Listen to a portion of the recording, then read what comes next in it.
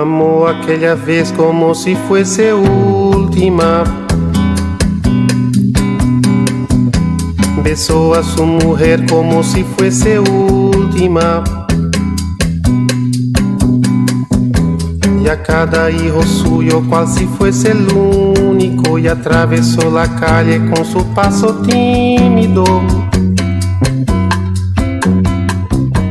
Subió la construcción como si fuese máquina.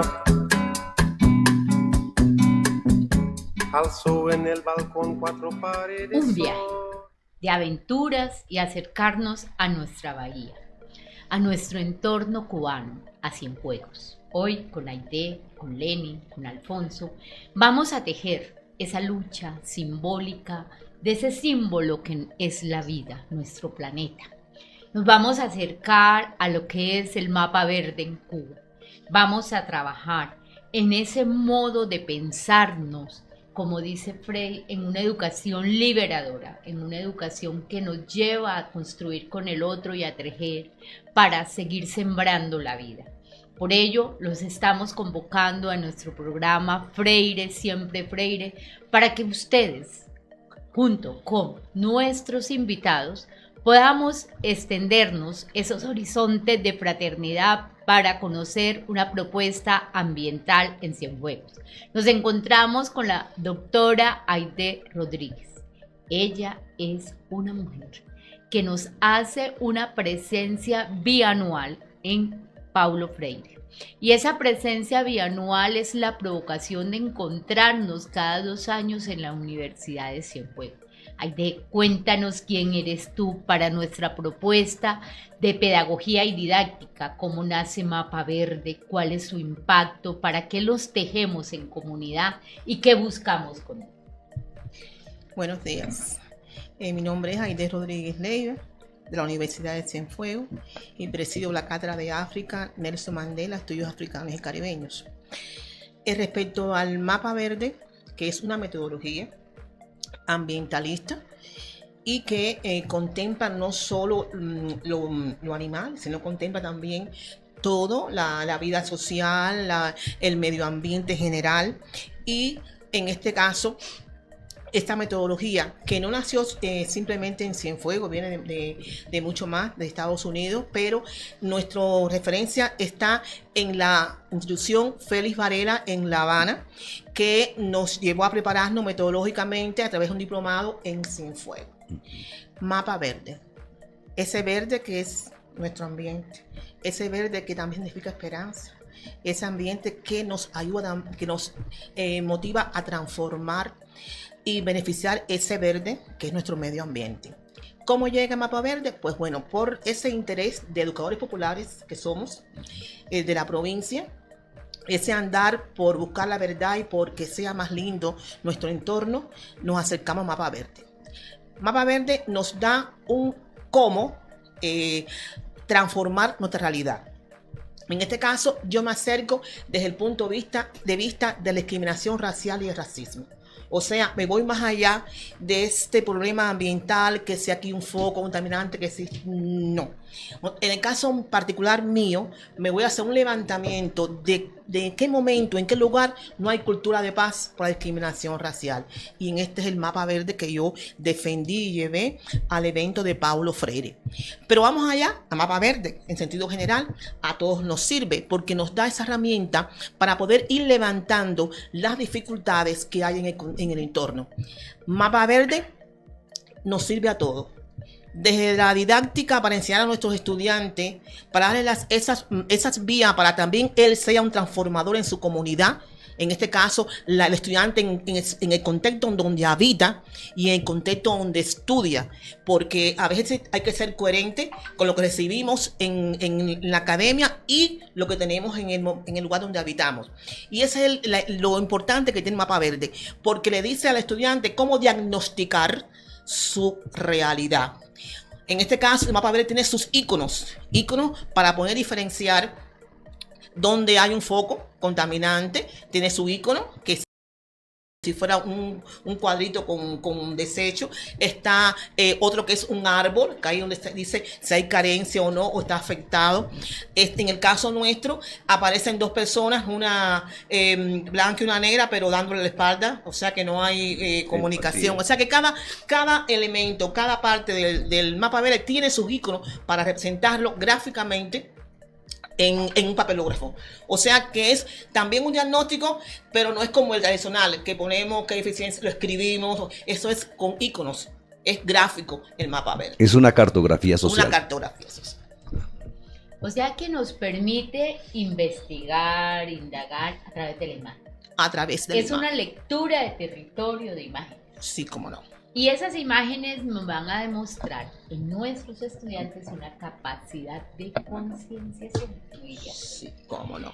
Vamos a hacer un inédito inviable de cómo cada uno de esos habitantes del territorio interpreta su realidad, construye pensamiento, analiza, indaga, comprende y desarrolla esa capacidad de su historia local. Me acerco más a mi ambiente, estoy más cerca a él, o sea que va generando unos valores de sentido, y esos valores de sentido pueden impactar en ese inédito inviable en pertenencia. ¿Dónde estoy? ¿Dónde habito? ¿Dónde me fortalezco? ¿Hacia dónde voy? ¿Hacia dónde voy? Esa autoestima que se aprende, pero que se aprende desde el espacio de trabajo y el espacio colaborativo, porque tengo entendido que la experiencia de Mapa Verde, a propósito que nosotros estuvimos allá en Cienfuegos, llevando la guía de recorrido ambiental patrimonial, esa que nos pone y nos acerca, que nos aleja y que hace que el cuerpo sienta lo que pasa en el territorio, en el diálogo con los grupos. Pero Alfonso, dinos tú algo de esa guía para que nos a propósito conozcan. precisamente, porque cuando Aide nos dice de que la metodología de formación de maestros, que es fundamental para generar cualquier proceso, la excusa es de lo ambiental, pero que después se trasciende en lo que uno interpreta hacia como lo social. También fue la experiencia que nosotros generamos desde el 2003, la guía de recorrido ambiental patrimonial, además que fue muy paradójico porque Luisa y yo éramos los únicos maestros de ciencias sociales en una capacitación para el área metropolitana para maestros de ciencias naturales y de biología, ¿sí? Y entonces incluso ahí cuando nosotros entramos decían, pero ¿qué están haciendo profesores de ciencias sociales en nuestro territorio de la ciencia? Pero logramos, incluso precisamente con la experiencia que tuvimos con la guía de recorrido ambiental patrimonial, juntamos obviamente lo ambiental de lo que recogíamos de las ciencias naturales y lo patrimonial de nuestra formación de ciencias sociales. Y entonces lo que hicimos fue, y ha sido una constante precisamente, y Luis Elvira lo dice muy constantemente, una lectura, una identificación con el territorio. Y entonces, obviamente para dar cuenta de los créditos académicos que la Universidad de Antioquia, con el profesor John Jairo Cárdenas y con el profesor Rito Llerena, que fueron los gestores como esos de trascender la educación ambiental más allá de lo biológico, ¿sí?, hacia lo social. Nosotros generamos precisamente, primero, la estructura de la guía de recorrido ambiental patrimonial tiene 4 componentes, ¿sí? Un primer componente académico, pedagógico, o sea, de categorías fundamentales, pero a partir del agua. O sea, nosotros contextuamos la guía de recorrido ambiental patrimonial en el sentido de la riqueza del agua y entramos a darle, ya sea en el aula, en el salón o en el taller, las categorías de lo que es hábitats, contextos, pues las categorías científicas de lo que es el ambiente. En esa época llamábamos ecosistemas, porque en esa época de los 2000 la palabra de moda era ecosistemas.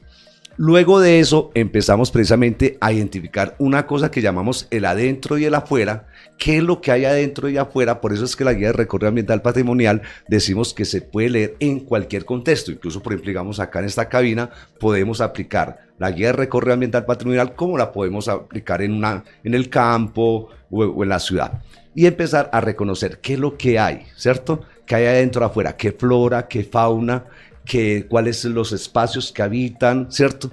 Luego vamos a las problemáticas ambientales, ¿cierto? Si son acústicas, si son visuales, si son ambientales, si son obviamente de residuos y la identificación de eso. Luego vamos al taller de los sentidos, que además eso sí fue una construcción precisamente con la magia precisamente que tiene Luisa Elvira. Es, bueno, listo, tú identificaste el contexto, pero sin embargo, ¿qué te huele? ¿A qué te huele? ¿A qué te siente? que lo tocas y lo que más nos ha llamado la atención, empezando por nosotros mismos, pero le gusta mucho, pero en los niños no hay resistencia, pero en los mayores sí, cuando hemos aplicado, es a qué te sabe, ¿sí? O sea, a qué te sabe una mesa, un micrófono, o sea, es decir, no solamente como esto.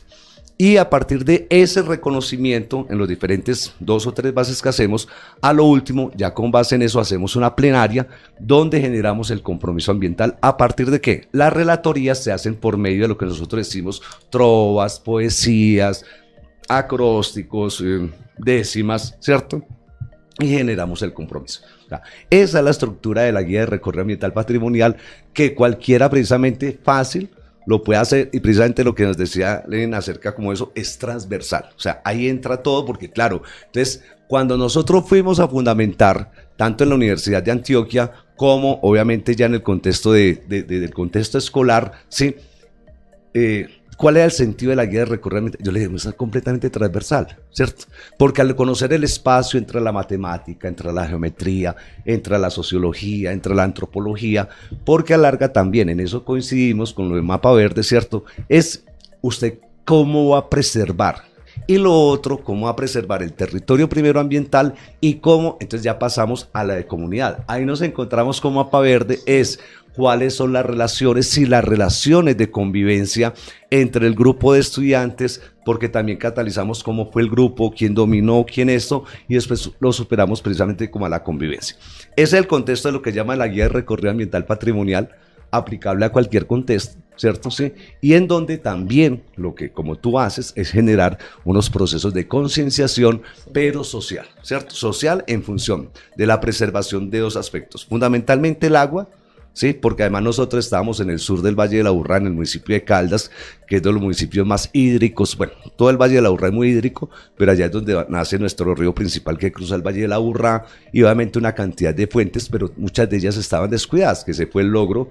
Por eso la guía de recorrido ambiental patrimonial en el 2005 es premiada como uno de los mejores 7 PRAES. Los PRAES son los proyectos escolares ambientales por el Ministerio de Educación Nacional, y es reconocido como uno de los mejores 7 PRAES del área metropolitana por la Fundación Unilever, porque logramos en cuestión de 3 años recuperar una bocatoma de una vereda, una bocatoma de agua, ¿sí? Que el municipio comprara 1 hectárea alrededor, a pesar de que era un predio privado, 1 hectárea, y obviamente incluso llegar a tal punto que una amiga de Corantioquia volví a encontrar, tú sabes que cuando se recuperan los espacios ambientales, lo primero son los indicadores ambientales, que son los cangrejos, que son las caracolas debajo de las piedras. Eso significa que precisamente se está potabilizando, hay buen ambiente, y obviamente también después se proyectó, porque después un profesor que trabajó con nosotros, Walter Darío Vélez Tangarife, él después, 5 años después, también hizo una propuesta de observación de aves y cogió allá ese entorno que se había recuperado. Entonces tú sabes de que cualquier acción que nosotros hagamos para recuperar cualquier parte de lo ambiental, aún limpiando el espacio donde estamos, ya sea la escuela, ya sea la cuadra, ya sea la vereda, ya sea el barrio, obviamente se nota.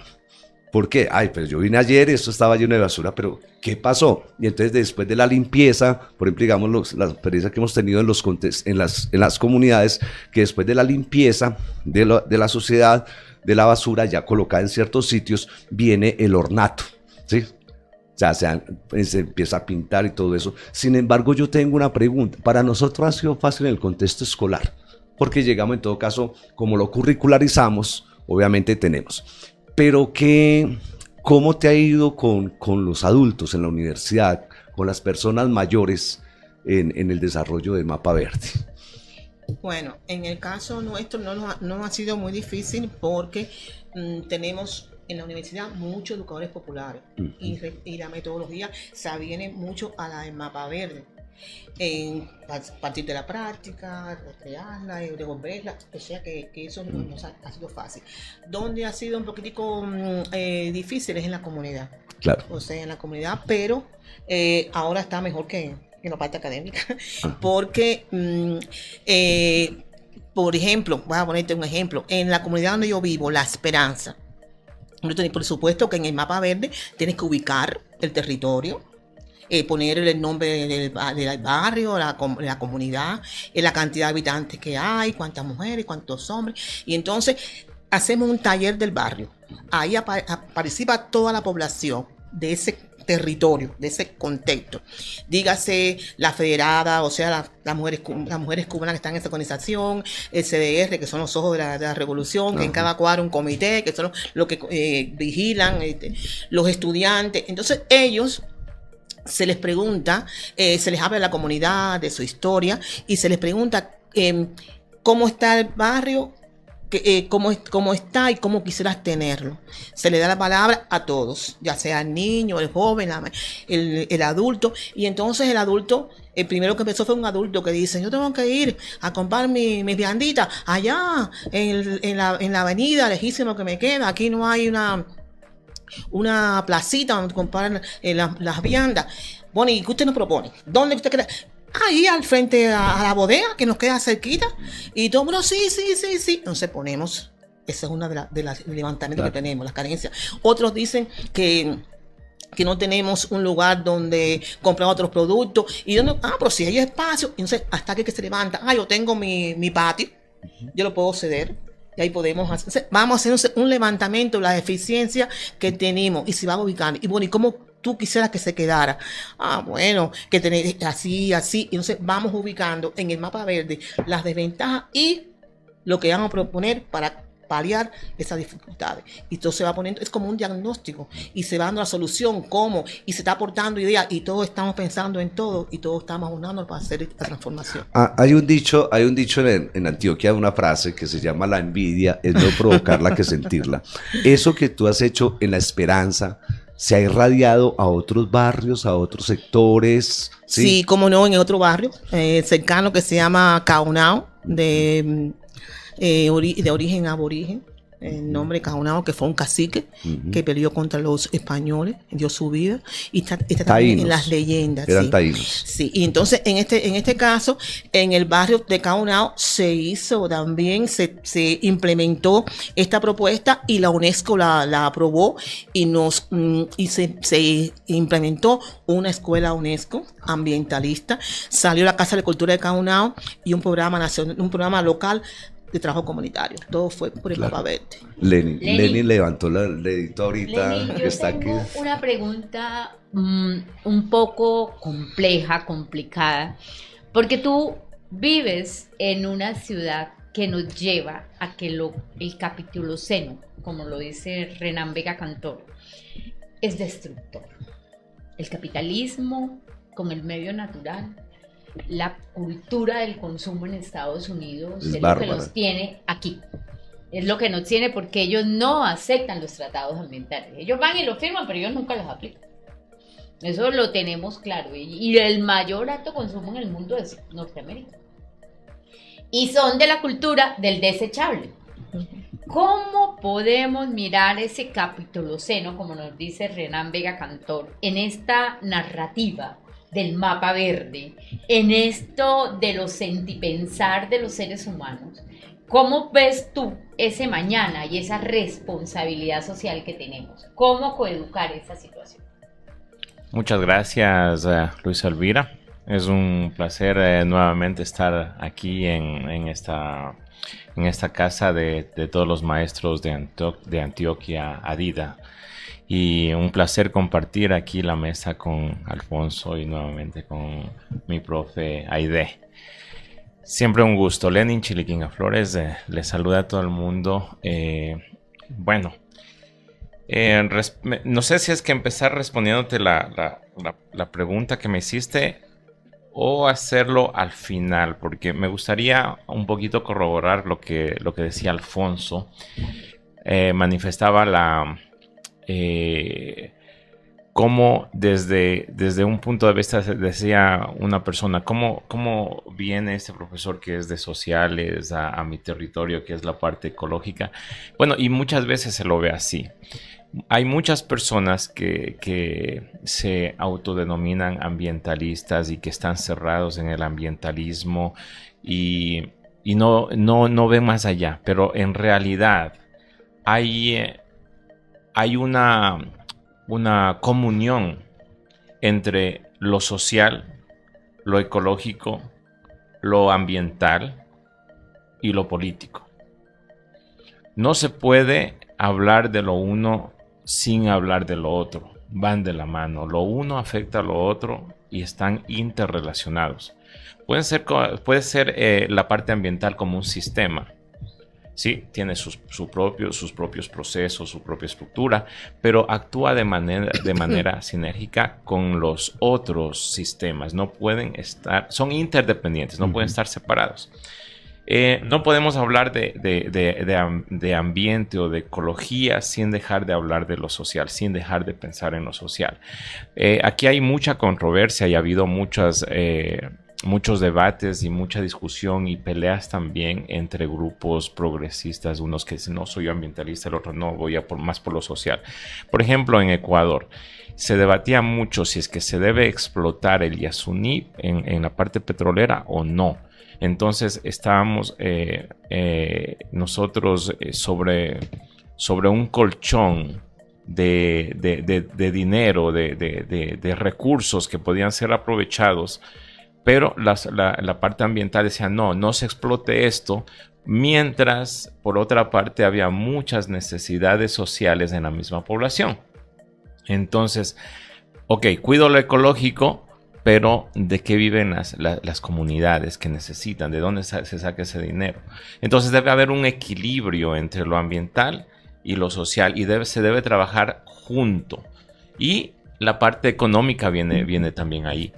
Está presente, por supuesto, ahí. Y la política, que es la que regularía esas situaciones. Y hubo un debate muy, muy fuerte y hubo un quiebre en la época de Rafael Correa. Un quiebre entre grupos ecológicos y muchos de ellos grupos indígenas y otros grupos sociales de izquierda también que le apoyaban a Rafael Correa. Y hubo un quiebre ahí y una división. Sí, pero más bien, en vez de fomentar esa división, lo que se debe buscar son ejes transversales y que haya una unidad para una satisfacción de necesidades conjuntas respetando el medio ambiente. También quería hacer un poquito de, mencionar sobre el ecoturismo. A más de mi licenciatura en Ciencias de la Educación, especialidad en inglés, también tengo una ingeniería en Administración de Empresas Turísticas y mi focalización fue ecoturismo.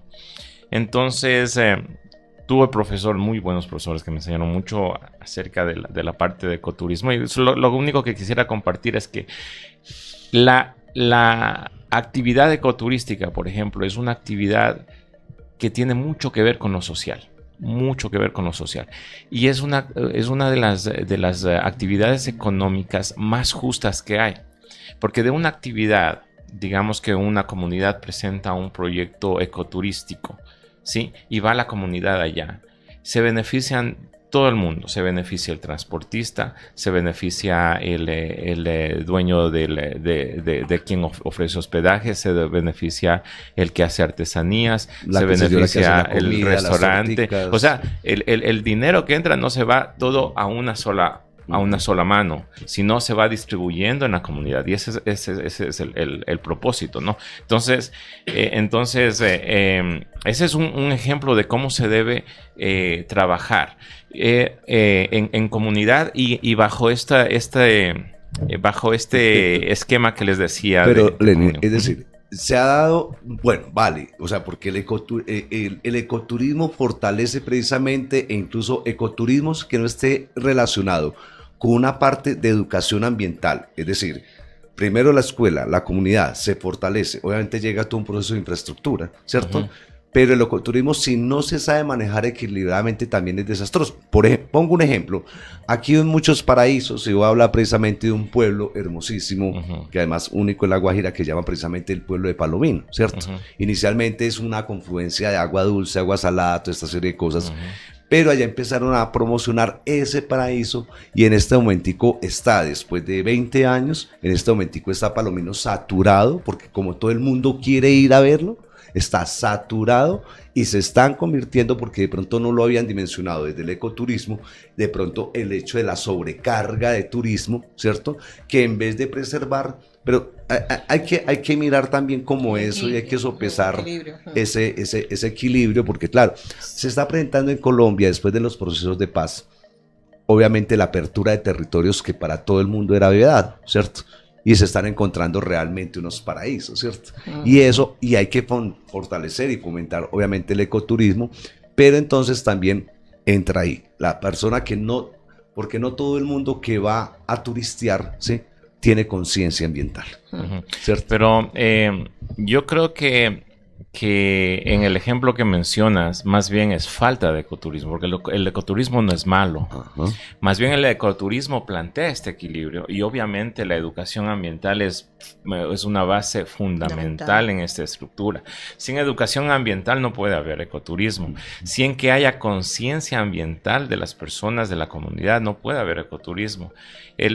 Se empieza en la educación haciéndole entender a la persona, porque la economía capitalista es depredadora. La economía capitalista le enseñó al campesino o a la persona que vive en la comunidad, en una comunidad verde,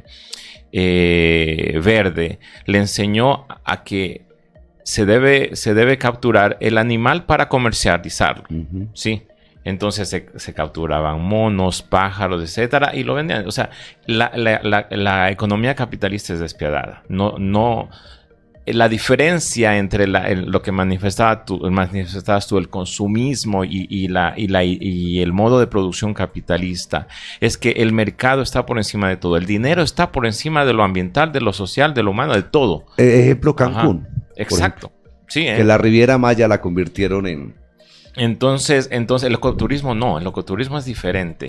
No se ve simplemente la parte económica, sino debe verse la parte social y ecológica. Por ejemplo, en la educación, para tú promover un proyecto ecoturístico, tienes que concienciar a la gente de que, ok, ese mono, que en vez de que lo vendas, es más valioso si es que está en el árbol, porque el turista va a ir y él va a disfrutar más de ver ese mono, ese pájaro ahí libre, que en una jaula vendido. Y entonces son otras maneras de generar recursos. Pero son las comunidades las que te tienen que empoderar y cuidar y preservar de que se mantenga ese equilibrio entre ecoturismo. Y el ecoturismo debe ser generado desde la misma comunidad para beneficio de la comunidad. Si es que va un empresario, digamos, y monta un hotel 5 estrellas en la selva amazónica, ahí no hay ecoturismo, porque ese empresario está solamente pensando en sí mismo, beneficia ese proyecto turístico solamente a una sola persona o a un solo grupo, olvidándose del conglomerado. Y lamentablemente en el capitalismo eso ha pasado. Donde en las regiones donde que más riqueza natural hay, donde que más recursos naturales hay, es donde más pobreza hay. Donde que se ha explotado el oro, por ejemplo, se han enriquecido pocas familias de ese oro, pero la comunidad que vive alrededor es pobre. Paupérrima. Exactamente, y ni siquiera se ha levantado infraestructura básica para esa comunidad. En Ecuador tenemos igual cantidad de comunidades pobres en los lugares donde se extrae petróleo. ¿Y qué han dejado estas compañías, muchas de esas extranjeras al principio? ¿Qué dejó Texaco en el oriente ecuatoriano? Una devastación, ríos contaminados de petróleo, todo eso dejó la suciedad, dejó la muerte, sacó la riqueza y la comunidad quedó en ruinas. En peores condiciones. Sí, en peores condiciones. Entonces, eso es lo que mencionabas tú. Esa es la parte, las dos caras, ¿no? La parte social y la parte mercantilista del capitalismo. ¿sí? Entonces, el capitalismo solo ve eso, la extracción del dinero por encima de cualquier cosa. Recuerdo que en la universidad hice un ensayo y a lo que estaba escribiendo el ensayo, el ensayo era de cómo la ambición desmedida de la gente provoca todos estos males. ¿Por qué se vende el marfil y se prefiere matar a un elefante en África? ¿Por qué se vende ese marfil? Porque hay mafias que hacen dinero de eso. O sea, el elefante les importa nada, ¿sí? Pero el dinero que produce ese colmillo de elefante, eso sí les importa. Entonces, alguien manifestaba, no, es que se debe lograr un capitalismo humano. No existe capitalismo humano. No existe capitalismo humano. El capitalismo, eso lo advertía esencia... Stuart Mill. ¿Sí? Stuart Mill advertía eso paradójicamente, que el capitalismo no genera... No es humano. El capitalismo, por esencia, por principio, es salvaje. Ajá. Así es. Pero entonces, ahorita en la Una Universidad de Cienfuegos, o sea, la experiencia que ahorita estás teniendo precisamente con todo este bagaje, con toda esta cosa, ¿qué has encontrado allá? Y qué has encontrado con el contexto de la maestra. Voy a ser muy sincero. Voy a ser muy sincero aquí, estamos entre compañeros. Voy a ser muy sincero. Hubo un taller de ecología en la universidad, auspiciado por la Universidad de Cienfuegos, en donde era un taller internacional. Y estábamos hablando de la educación ambiental, que es importante, ¿sí?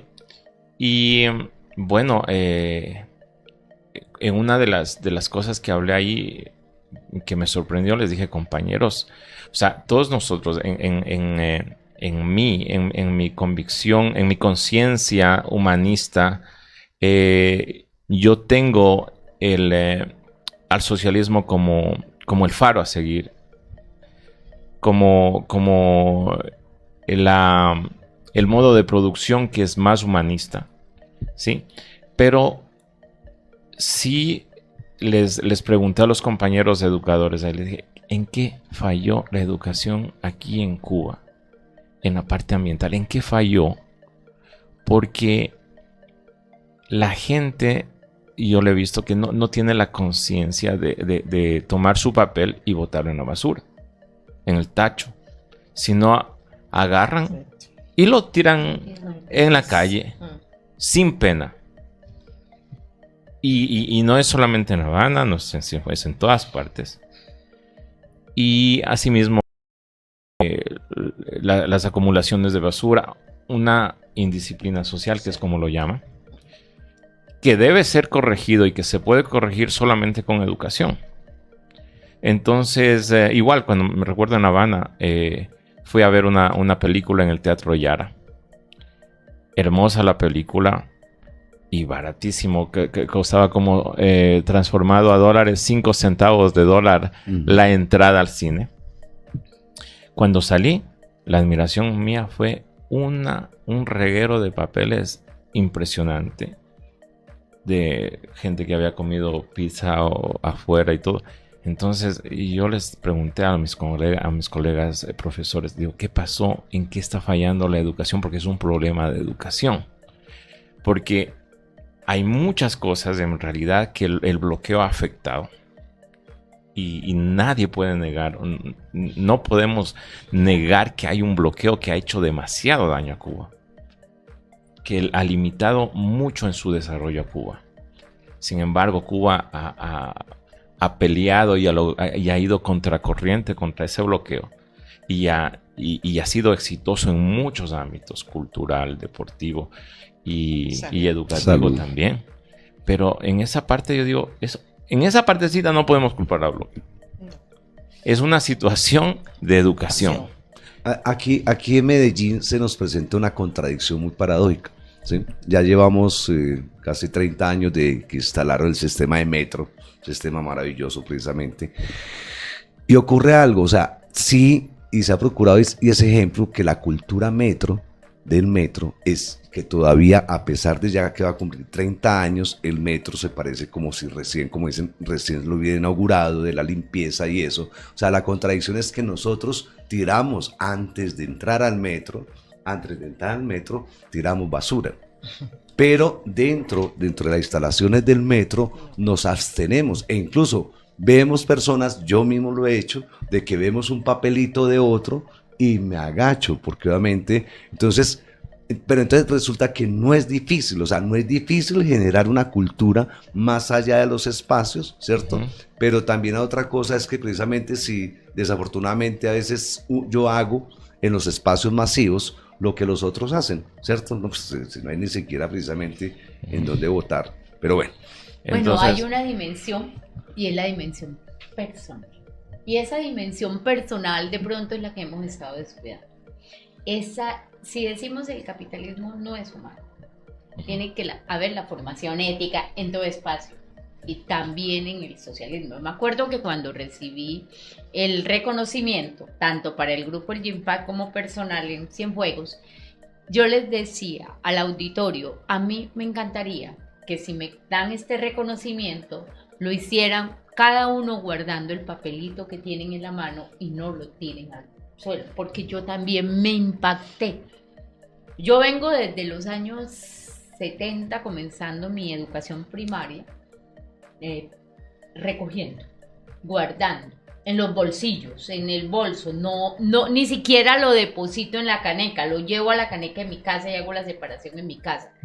Y pienso que hay una mala educación en las políticas públicas de reciclar, reconsumir, porque entonces me parece una política pública de la botella de amor, que llaman. Entonces consume, pero llena la botella de todos los papeles que te consumiste. Eso no es amor.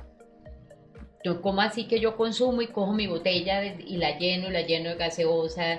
Esa gaseosa que me tomo, ese líquido, lleno ahí más papeles y más papeles. Para convertirlo en un ecoladrillo. Para hacer un ecoladrillo. Entonces yo digo, la corresponsabilidad empresarial la está asumiendo es el consumidor. Y hemos puesto toda la corresponsabilidad del otro en los consumidores. Entonces ahí es donde yo digo que la actitud, la creatividad, la apertura al cambio es de la concienciación humana, de la necesidad de compartir eso con la comunidad, de ser responsables. Ahí hay unos tipos de responsabilidades que no se lo podemos echar solamente a los modelos económicos. También los tenemos que asumir los ciudadanos, los que vamos de a pie, los que transitamos. Debemos fomentar valores sustentables, valores que nos inviten a preservar lo que tenemos. Esto se nos está desgastando. Hoy en día nosotros somos responsables del desgaste planetario y tenemos que buscar, miren, los abuelitos de nosotros, la tierra la dejaban descansar. Las semillas las podíamos, hoy todo se capitaliza, pero la tierra no va a ser dinero. La tierra tiene que respirar sus geológicamente procesos de vida y hay que volver a la geología con la tierra. Yo creo que el antropocentrismo ya pasó a un lugar donde se requiere mirar la geología y mirar los procesos geológicos de la tierra para que entendamos que debemos respetar el planeta. Y es un respeto que nos invita a una actitud de servicio. El planeta nos presta un servicio y con ese servicio nosotros debemos tomar conciencia de esperanza, como nos diría Freire, de esa osadía de atravesar la calle y ponernos con el planeta a tono. Porque si nosotros no somos responsables con el planeta, la hecatombe que se nos viene va a ser grande. Lenny, ¿tú quieres cerrar el programa diciéndonos algo más? ¿Cuánto nos falta? No, Perdón. Ya, no te preocupes. No, Un minuto. pero es ese contextuado precisamente cuando tú dentro de unos años te vayas precisamente de Cienfuegos, que tú querías estar, pero obviamente que tú, según yo creo, segunda casa precisamente que veo y nos hemos dado cuenta de que tú no fuiste a estudiar a una universidad, no estabas, estabas buscando una formación universitaria, pero tú encontraste fue otro hogar. Así es. Encontraste otro hogar cuando tú vayas y salgas precisamente, hagas tu doctorado, que imagino además también va a ser tiene que ser cum laude, absolutamente. ¿Sí? ¿Cuál es tu perspectiva precisamente cuando tú ya termines tu formación en la Universidad de Cienfuegos en Cuba? Ya. ¿Cuál es tu futuro? Ok, perfecto, muchísimas gracias. Voy a tratar de hacer resumen por honor al tiempo. Solamente quería compartir algo pequeñito también que tiene que ver con lo que tú manifestabas sobre el entorno, que es un proceso, esta parte de la ecología que va con el cuidado ambiental y después va subiendo escalones o escalas, como lo llaman aquí, hasta llegar al cuidado de nuestro entorno, de nuestro barrio, de nuestro pequeño territorio, ¿no? Recuerdo que allá en Cienfuegos, en el barrio o la escalera le llaman al conjunto de departamentos que está unido por una escalera. Cuando yo fui a la primera vez a este barrio, a este conjunto de apartamentos, yo vi un desgaste en las paredes, y creo que los que hemos visitado Cuba hemos visto que hay un desgaste en las paredes y falta pintura y mantenimiento por afuera y se ve triste, ¿sí? Y recuerdo que esa escalera también faltaba pintura, entonces me puse a pensar, me puse a hacer cálculos y dije, yo creo que puedo colaborar con una caneca de pintura, pero hablé con el presidente del CDR, que es, para los que no saben, es el Comité de Defensa de la Revolución, lo que manifestaba la compañera Aide, los ojos que es en cada barrio, cada cuadra. Es la organización de cada barrio. Entonces yo conversé con él y le manifestaba, mire, si me ayuda usted a conseguir pintura, yo puedo comprar la pintura, pero necesitaríamos hacer un trabajo comunitario que en Ecuador lo llamamos minga. Y dije, bueno, vamos a pintar la escalera y a ponerla bonita, y quedó de inquietud. Y bueno, en esa estancia que estuvo no hubo pintura. Es una de las cosas del bloqueo. No hubo pintura, no pude comprar, entonces se quedó eso pendiente. Pero da la casualidad que en la siguiente estancia que vine, cuando voy a la escalera, todo linda, pintada desde abajo hacia arriba. Lo que estaba en mi imaginación se había puesto en la realidad. Entonces esa inquietud que le dejé al presidente del CDR no quedó solamente en una inquietud, sino que él y las personas del barrio, de los otros departamentos, la pusieron en acción. Y quedó de lo más linda. Y no pintaron solamente las paredes, sino pintaron los pasamanos y no solamente una pintura así, sino pintaron diseños, hicieron una especie de grafitos, de decoraciones muy, muy simpático, mucho más bonito de lo que yo me había imaginado. Sí, entonces la propuesta era, ¿por qué no hacemos un trabajo comunitario? Porque adentro de las casas la gente lo tiene hermoso, pero por afuera no, porque estaban esperando que el gobierno les pinte. Sí, yo digo, ¿por qué no hacemos nosotros? ¿Por qué no ponemos un poquito nosotros? Porque es nuestro hogar también, no solo lo de adentro, sino también la comunidad, la parte de afuera. Y lo hicieron. Y yo creo que eso también parte de la educación ambiental que se debe promover. No quisiera cerrar yo. Esas inquietudes de la educación ambiental me gustaría que lo cierre la compañera Aide como cubana y como profesora, como maestra. Y sobre lo que me comentabas sobre Nueva York, me decías sobre el consumismo. Nueva York es solamente un maquillaje. La idea que tenemos nosotros de Nueva York es solamente una máscara que se ha presentado al mundo de la grandeza de los Estados Unidos, la capital del mundo. Y el imaginario que tenemos nosotros cuando hablamos de Nueva York son los edificios grandes y los puentes imponentes exacto, y esas luces que en realidad son impresionantes, no pueden negar que es impresionante. Pero cuando tú te adentras en Nueva York es un desastre. Las calles, yo cuando he conversado con las personas en Cienfuegos o en otras ciudades en Cuba, cuando se quejan de las calles, digo, mira, así como esta calle están las calles de Nueva York. Y no me creen, pero es la verdad. Son calles llenas de baches, son calles sucias. No, estas calles de Nueva York, diga que están mucho peor que cualquier otra calle latinoamericana. Sí. Y el metro, no, el metro es un desastre. Y Nueva York tiene un problema de sobrepoblación de ratas, ¿sí? Como París. Hace un año que estuve precisamente en Europa. En París es también una sobrepoblación de ratas. Que tú vas caminando en Nueva York y te puedes encontrar una rata fácil. Especialmente cuando son días de recolección de basura. No, es seguro que te encuentras unas 5 ratas en el camino a lo que caminas por una acera. Entonces, no, y el metro, no. Yo les manifestaba, una de las cosas que me ha impresionado en Medellín es el sistema de metro, el sistema de transportación pública es hermoso, es limpio, es lindo. Totalmente diferente a lo que es Nueva York. Como te digo, es simplemente una máscara lo que se ve afuera. Ajá. Y sobre el consumismo, bueno, ya hablamos sobre el consumismo, sobre lo depredador que es el capitalismo. Pero el problema de Nueva York es que también es una ciudad de nadie. Está todo el mundo, pero... Y no hay respeto, no hay respeto por nadie. Sí. Es una pitadera, porque también parte de la contaminación ecológica, de la contaminación ambiental es el ruido. Y es un ruido tremendo, la gente está estresada, enojada, y es una pitadera, pero una pitadera de enojo. No, no hay respeto. En serio, por mucho, digamos, el ambiente que tenemos aquí, allá en Cienfuegos, o el sistema de transportación pública aquí en Medellín, por mucho es muchísimo mejor que en Nueva York, aunque no lo pareciera, aunque cualquiera dijera, no, él está exagerando. Al menos ambientalmente más amable. Lo que es en Cuba y lo que es acá en Medellín, que en ambientalmente y socialmente. Ambientalmente y socialmente. Y hay de...